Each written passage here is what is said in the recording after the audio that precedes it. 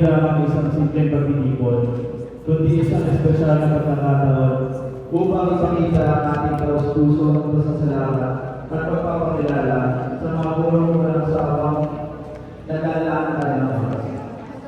Kaalaman at puso para sa kapakanan ng ating mga kabataan.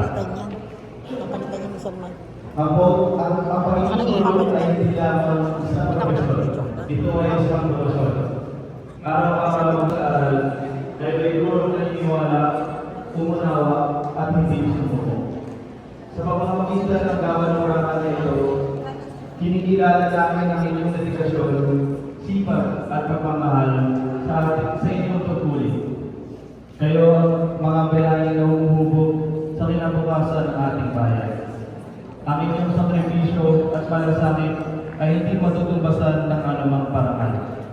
Sa ngalan ng lahat, maraming salamat po sa inyong walang kapantay na serbisyo, pagtsatsaga at inspirasyon.